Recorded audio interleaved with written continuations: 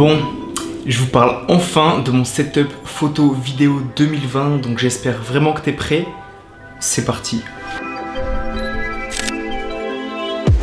Bon, je vais faire une toute petite parenthèse en introduction, tout simplement pour vous dire que ce setup-là, cette vidéo-là, n'est absolument pas consacrée au setup, mon setup bureau, mon setup ordinateur. Si jamais vous voulez une vidéo setup ordinateur, setup PC, etc., mettez-le moi dans le petit sondage juste en haut à droite que je vous laisse, ou alors dans les commentaires, écrivez-moi directement, je veux une vidéo sur le setup PC, etc. Donc voilà, petite parenthèse terminée, je commence tout de suite avec le plus gros qui est mon boîtier qui me filme actuellement. C'est le Sony Alpha 7 III et ça fait maintenant plus d'1 an que j'utilise et c'est vraiment un beau bébé, il faut le dire. Il est incroyable en photographie, en vidéo, en basse lumière. Il peut filmer en slow motion, en 4K. Le boîtier, il est tropicalisé, donc il résiste à des petites pluies. Il est vraiment incroyable. Il y a tellement de choses que je pourrais vous dire de ce boîtier qui fait que achetez-le. Si jamais vous avez 2000 € à mettre, achetez-le. Il est juste fou. Et ce boîtier-là, je le couple avec plusieurs optiques. La première qui est tout simplement le Sigma 35 mm Art 1.4 qui est une des optiques photo que j'utilise le plus depuis que je l'ai finalement. C'est probablement l'objectif que j'ai utilisé dans 3/4 des photos que je fais pour Instagram et c'est vraiment une pure merveille. Il coûte un peu cher pour un 35 mm, il est un peu trop lourd à mon goût, mais il est en métal, il est juste fou. Il ouvre à 1.4, donc sur de la photo portrait, c'est juste dingue.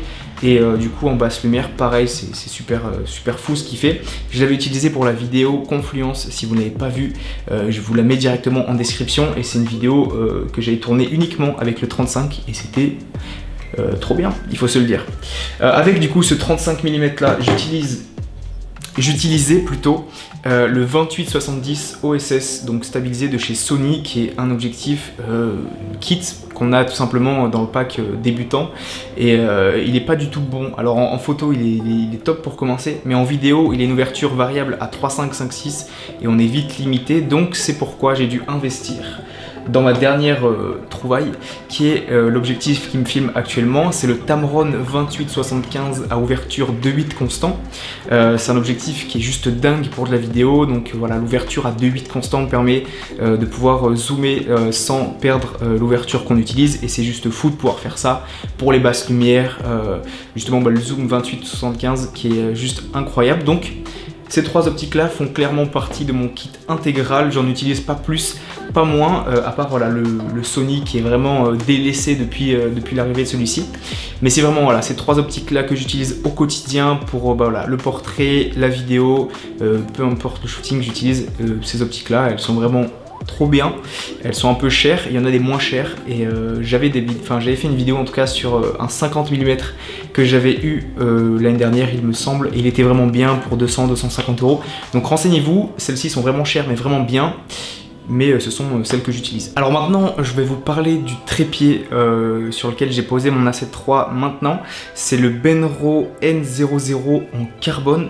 Donc je l'ai pris en carbone parce que le carbone c'est léger, c'est tout aussi robuste et c'est vraiment très léger. C'est juste léger en fait le carbone. C'est stylé, il est super compact, il peut aller très haut comme descendre très bas.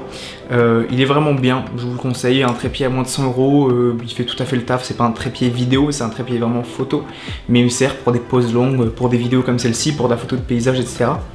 Benro N00 en carbone, j'ai rien d'autre à dire. On passe au deuxième petit trépied que j'utilise, qui est le Joby GorillaPod 3K pour 3 kg, donc il peut supporter 3 kg, donc ce qui est à peu près ma caméra plus l'optique la plus lourde que j'ai, donc ça fait parfaitement le taf. Je l'ai embarqué dans tous mes voyages, ça coûte pas trop cher, c'est super solide, il y a un niveau, donc si jamais vous n'êtes pas droit, il y a ce qu'il faut. La tête, on peut changer la tête, c'est-à-dire qu'on peut la remplacer par une tête un peu plus fluide, et ben voilà, un GorillaPod, maintenant je présente plus, tout le monde connaît, et voilà, basta. Maintenant je vais vous parler du stabilisateur que j'utilise dans tous mes tournages vidéo, plus ou moins à peu près tous les tournages, puisque parfois j'aime bien filmer à la main. C'est tout simplement le Xeon Crane Weebill Lab sous son meilleur angle, hein. Il a plein de petites rayures mais il est vraiment top, il est pas cher, il est tout petit, en plus de ça si je veux je peux le dévisser et avoir deux parties encore plus compactes pour le ranger dans un sac à dos, c'est incroyable. Les moteurs peuvent se bloquer, donc aucune frayeur lors d'un déplacement, les moteurs vont pas s'abîmer. Il est vraiment bien, il est très léger, ma caméra tient dessus, même avec l'optique la plus lourde, même si c'est compliqué, c'est vraiment un bel investissement. Ça me sert quasiment à tous mes tournages, pour tous mes tournages, pardon. Et achetez-en un tout petit gimbal comme ça, gyroscopique, c'est toujours le feu. Maintenant ça fait longtemps avec la sortie de tous les Ronin, S, SC et tous les concurrents, tout le monde devrait en avoir un en tout cas. Si jamais vous faites de la vidéo à niveau professionnel bien sûr. Donc voilà, je suis pas déçu, j'ai rien d'autre à dire de plus, vraiment très bien, pas trop cher. Ok, alors maintenant je vais tout de suite vous parler de mon drone, le drone que j'ai actuellement, qui est tout simplement le Mavic Mini. Voilà, tout petit, qui une fois replié, je vais prendre 2 petites secondes pour vous montrer, fait la taille d'un bébé mouche, c'est-à-dire qu'il est vraiment minuscule. Il tient parfaitement dans un petit sac à dos, il tient presque même dans une poche. Il est incroyable, il est pas, c'est pas la meilleure qualité de drone qu'on connaît bien sûr, mais c'est un drone très léger, très petit, je l'ai acheté pour ça. Et je l'ai pris du coup dans son format avec le Flymore Combo, c'est-à-dire que j'ai cette pochette avec qui est très pratique, dans laquelle on va retrouver la télécommande, les 3 batteries et le dock pour charger les 3 batteries en même temps, l'emplacement du drone et tout passe dans cette minuscule mais très pratique case de rangement. Voilà. Le drone m'a coûté 500 €, du coup 400 € le drone lui seul et 500 avec le Flymore Combo, donc c'est vraiment pas cher aujourd'hui par rapport à ce qu'on peut trouver chez d'autres concurrents ou tout du moins chez des mêmes modèles, enfin tout du moins chez d'autres modèles de la même marque. Mais vraiment un très bon drone, donc voilà, rien d'autre à dire, il est vraiment cool, je l'embarque partout maintenant et il fait très bien le taf. Maintenant je vais vous parler du micro qui est en train de m'enregistrer actuellement, c'est le Rode Video Micro Rycote, qui est un micro que j'ai depuis maintenant 3-4 ans et qui fait très bien son taf, qui n'a pas mal vieilli, qui enregistre avec le son que vous entendez actuellement, donc c'est vraiment pas trop mal. Là il est situé à environ, je dirais 50 cm de ma tête, donc c'est vraiment bon. J'ai avec ce micro une petite bonnette, un dead cat comme on appelle ça, qui met des poils partout d'ailleurs, et que j'utilise très peu, mais qui sert si jamais j'ai des tournages à faire en extérieur, qui coupe un peu le bruit du vent. Donc ça coûte pas trop cher, c'est très pratique et en tout cas je l'ai. Et du coup avec ce micro Rode Rycote, j'ai 2 petits micro-cravates qui sont situés dans cette petite trousse qui me servent lors d'interviews, même lors de vidéos YouTube quand j'ai un peu le temps en fait tout simplement de bien le brancher et de faire un bon setup son. Là je me fous un peu de votre gueule parce que j'ai juste posé le micro sur la cam, mais là ok, ça le fait très bien. Et voilà, pour en venir à ce micro là, il est pas très cher. Il est bon, il fonctionne sur pile, donc faites attention lors de vos tournages, éteignez-le bien parce que sinon en une nuit il peut être cramé, mais il est très bien, je vous le recommande. Ok, alors maintenant je vais vous parler de quelque chose de très peu cher, mais il faut investir dedans, c'est clair et net, ça m'a longtemps été passé sous le nez, je négligeais vraiment la chose et depuis que je l'ai, j'utilise à chaque début de shooting, de tournage, c'est tout simplement un dust cleaner, donc qui permet à l'aide d'air d'enlever toutes les poussières qui sont dans le capteur de la caméra, ainsi qu'un petit pinceau de nettoyage, mais du coup pour l'objectif. Et avec ça, il faut coupler évidemment une ou plusieurs, moi je conseille plusieurs quand même, d'avoir des microfibres, tout simplement pour venir nettoyer les optiques à chaque fois. C'est très important et ça permet de bien les conserver. Voilà, je le fais à chaque fois maintenant et c'est très pratique. Ça doit coûter 15 € sur Amazon le tout, peut-être même 10 €, donc achetez-en, c'est vraiment super, c'est pas très cher. Voilà. Ok, alors on va rester dans les petits accessoires pas chers mais pratiques. J'ai ici ma pochette à carte SD, shockproof, waterproof, qui m'a coûté 10 € sur Amazon. Elle permet un emplacement de 12 cartes SD, c'est vraiment très pratique. Aujourd'hui je dirais pas que c'est indispensable, mais en tout cas ça fait gagner beaucoup de temps. Donc voilà, rien à dire dessus, c'est ultra pratique, ça m'a jamais lâché et achetez-en. J'enchaîne tout de suite sans plus attendre avec un petit outil de la marque Small Rig, qui est au départ une marque qui fait des cages pour boîtier. Et ici j'ai acheté un espèce de petit outil multifonction qui est vraiment pas très grand et qui en l'occurrence permet d'avoir tout type de tournevis intégré avec voilà, 6 tailles différentes. Et en bonus, en addition, on a tout simplement cet outil là qui va être en fait une petite petite plaque d'acier qui permet de serrer les plates sur le trépied ainsi que sur le stabilisateur et qui permet de ne pas avoir un tournevis toujours dans son sac ou tout du moins une pièce de 20 francs comme j'utilisais jadis pour serrer mes plates. Donc voilà, c'est un peu ridicule mais voilà, ça coûte pas trop cher. Voilà, j'ai rien à dire de plus, c'est cool. Ok, alors on va maintenant passer à la partie lumière, setup lumière. J'ai un tout petit setup lumière qui vient de s'agrandir justement juste hier, donc j'en ai profité. Je vous parle tout de suite rapidement de l'Aputure Amaran AL-M9, qui est cette petite...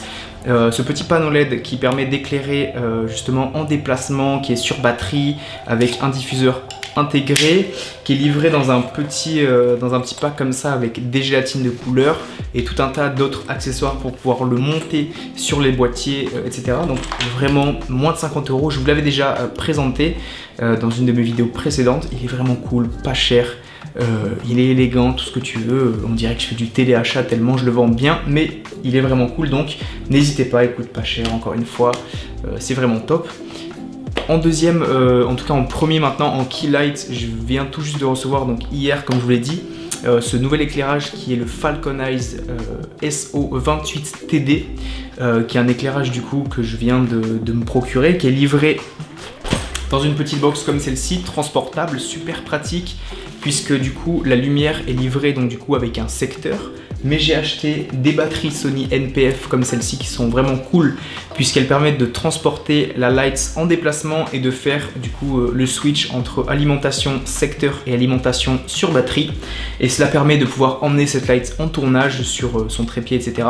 et donc de pouvoir éclairer des scènes directement sans avoir de prise à proximité. Les batteries tiennent environ 2 heures à pleine intensité puisque du coup on peut changer l'intensité de cette dernière ainsi que changer la température de couleur sur une plage de 3000 Kelvin jusqu'à 5600 Kelvin, donc la lumière du jour.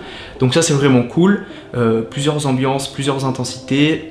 La light est transportable et elle m'éclaire actuellement, donc voilà, je vous la recommande, elle coûte moins de 200 €, donc c'est vraiment cool. Ok, alors pour finir bientôt la vidéo puisqu'on est sur les accessoires de fin, je vais vous parler des deux derniers accessoires assez brièvement.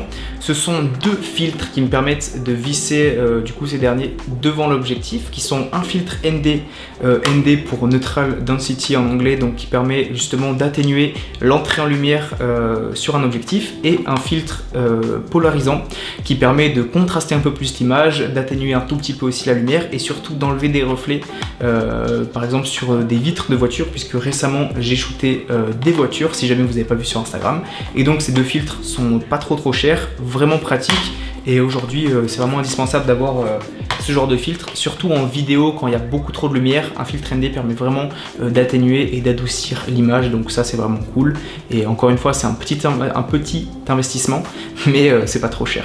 Ok, alors pour terminer la vidéo et pour terminer sur le setup complet qui j'espère vous aura vraiment intéressé, puisque moi c'était une vidéo très cool à faire, ça faisait très longtemps que j'attendais pour la faire, mais en tout cas maintenant elle est là.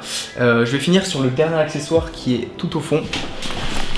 C'est tout simplement mon sac à dos que je vous ai présenté dans une de mes vidéos très récentes, qui est tout simplement le Tarillon RB02, le super sac à dos pour ceux qui ne l'auraient pas vu, qui est à moins de 100 €, vraiment pratique, avec ouverture dans le dos et un compartiment spécial photo-vidéo. Donc ce sac là, ça fait maintenant bientôt plus d'1 an et demi que je l'ai, il ne m'a jamais déçu. Les coutures tiennent super bien et ça me permet de ranger tout ce beau monde directement dans le sac à dos sans perdre trop de temps, puisque du coup voilà, comme je vous l'ai dit, il y a des compartiments dédiés pour chacun des accessoires, que ce soit les objectifs, le boîtier ainsi que le drone par exemple que je mets sur le haut du sac. Donc voilà, j'espère vraiment que cette vidéo vous aura intéressé. Elle touche maintenant à sa fin, j'espère que ça vous aura pas trop saoulé, et en tout cas je remercie toutes les personnes qui sont restées jusqu'ici de la vidéo. N'hésite pas comme d'habitude à liker, commenter, partager, ça me ferait vraiment super plaisir, ça permet vraiment de soutenir la chaîne, et tu t'en doutes bien, j'ai pas encore le cap des 1000 abonnés, donc n'hésite pas à t'abonner ou à partager cette vidéo pour m'aider à atteindre ce cap là. N'hésite pas aussi à me dire dans les commentaires si tu veux que je fasse cette fameuse vidéo setup PC. Ça me ferait aussi plaisir de vous montrer un peu l'envers du décor et dans quel environnement je travaille. Donc voilà, sans plus attendre, je te dis à la prochaine. Prends soin de toi, fais un tour sur mon Instagram et ciao.